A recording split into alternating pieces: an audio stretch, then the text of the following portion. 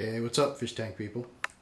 Alright, check it out. This is update number 8 on the aquarium. I haven't done an update in a while. So last update I talked about taking out a large rock that I had over to the left. And you can kind of see I took out that rock. Luckily it was a pretty easy shot, but I think it looks a hell of a lot nicer now. That rock was just too big, I think. I am kind of having an issue with this filter right here in terms of, just being there and being ugly, but I've got some fast growing water wisteria. I cut the top off of one of the ones that I have over to the right, and I'll let that grow up. And I've got some valve over here, some corkscrew valve that's taken a while to get acclimated, but seems to be holding on.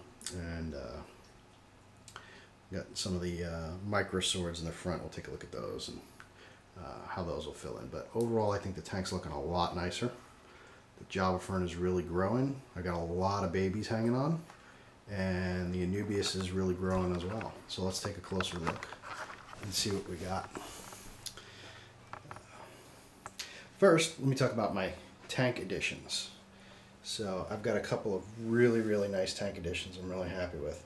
First of all, I've got 4 Basmati rainbows, 2 males and 2 females, we soon believe. You can see the 2 males there. Oh, he's presenting too. And there goes one of my pearl gouramis. I got 2 pearl gouramis.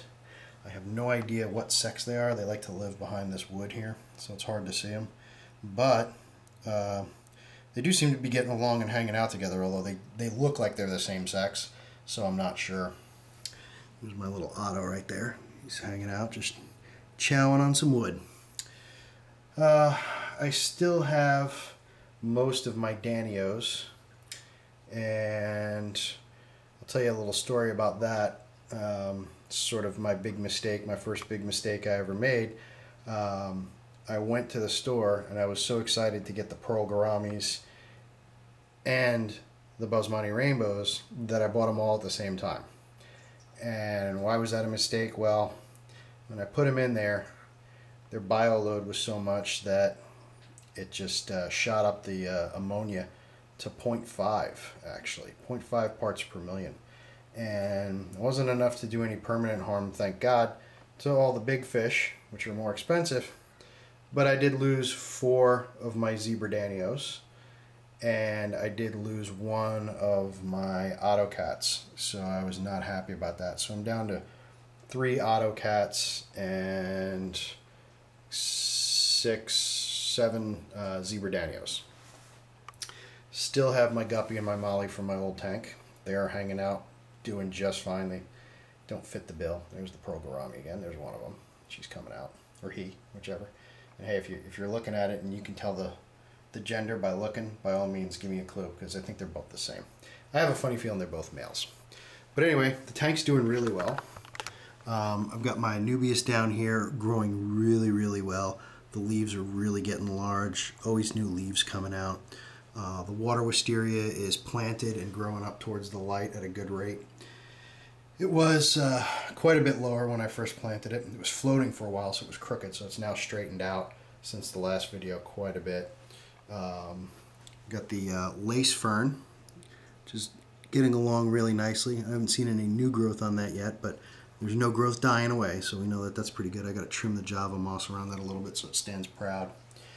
I've got a lot of growth on one of the original Java ferns that I added. You can see I'm getting a lot of new growth that's attached to the tips of the old leaves. So it's going to be interesting to see how that stuff grows out. I tried to take one of them and attach it to the log, but it didn't stay very long. My other Anubias Nana variety that's growing here, growing really well. As you can see, I've got some really good growth there. There's 2 new leaves that came out and another one that's just coming out now. You can see that growth right there is the new growth. Yeah. We got the micro swords are doing really well. They're really looking good. I've got a couple of those there. I've got some new growth from micro sword coming out there from a runner. I've got this micro sword here, and this one here, and this one here, which is getting a little bit stringy probably because the light over here is a little bit dimmer than over there, but all in all, coming along really well. but the tank looks very happy. I cannot complain, except for I got the shit scared out of me when fish just started dying. I'll tell you, all I did was I had changed the water. Everything seemed fine on the outside. I hadn't tested the water in a week. I just usually tested it every week. Never realizing that when I added that much fish that the nitrate, the ammonia would shoot up that much. And it did.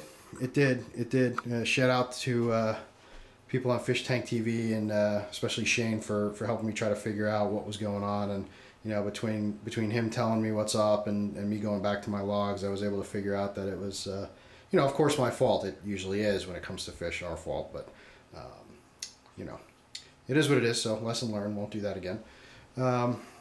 Everything's going good. Nano, I'm going to do a separate update on the Nano. Obviously, I got to clean it up a little bit. I've got some water growing in there. But I got to clean out the water, especially because it's really murky and brown from the tannins from the wood. But you can see the swords are really growing well in it.